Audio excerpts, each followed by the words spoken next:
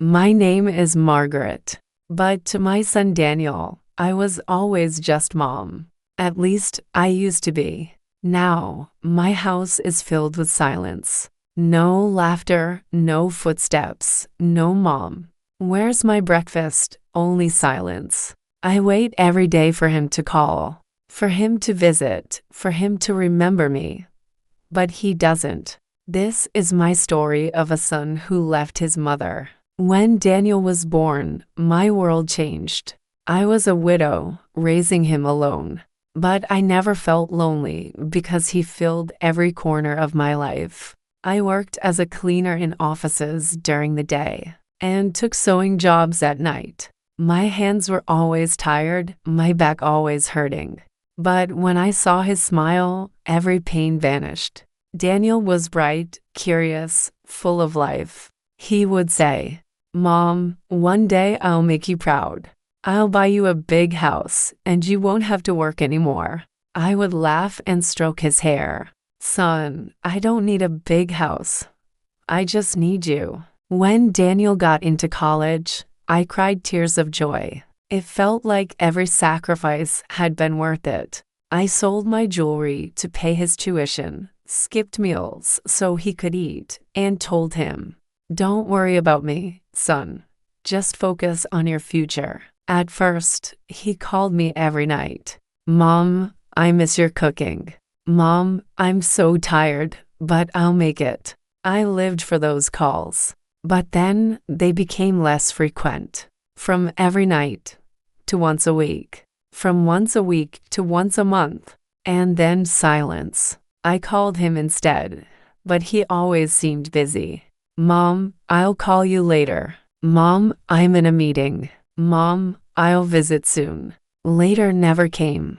Soon never came. I never stopped waiting. Every Sunday, I cooked his favorite meal, meatloaf with mashed potatoes, just in case he showed up. I kept his old room tidy, the way he left it, with his trophies lined up and his posters still on the wall. At the dining table, I always placed an extra plate. His plate, his chair, his space. My neighbors told me, "Margaret, stop waiting. He's built a new life. Forget him." But how could a mother forget her only son? One winter, I fell ill. The doctor said it was just age catching up, weak heart, weak lungs. He told me to take care of myself. But how do you take care of yourself when your heart is broken already? I prayed every night. "God, just let me see my son again before you take me away." One evening, as I sat staring at his empty chair, there was a knock on my door. My frail hands shook as I walked toward it. When I opened it, my breath caught. It was Daniel. He stood there, tall, dressed in an expensive suit. His hair was neatly styled, his shoes polished. He looked successful, just like he always said he would. But his eyes carried guilt. "Mom," he whispered. I reached out my trembling hand and touched his face. "Son, you came." We sat together at the table. For a long time, neither of us spoke. I just kept staring at him, afraid he would disappear again. Finally, he lowered his head. "Mom, I'm sorry. I should have come sooner. I was so busy trying to build a life, trying to make money. I thought once I was successful, then I'd come back to you with pride.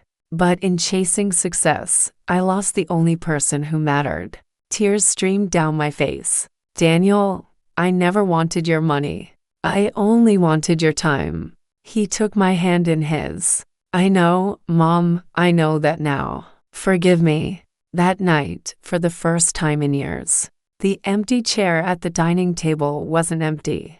My son sat there, eating the food I had kept waiting for him all these years. We talked until midnight about his childhood, his struggles, his regrets. He promised me he would never leave me alone again. And as I watched him laugh, I felt life return to my tired heart. If you are reading my story, remember this. Mothers don't need your riches. They don't need your expensive gifts or your big houses. They only need your love, your time, your presence. Don't make them wait for a call that never comes. Don't make them stare at an empty chair. Because one day, when you finally return, you may find the door closed forever. I was lucky. My son came home before it was too late.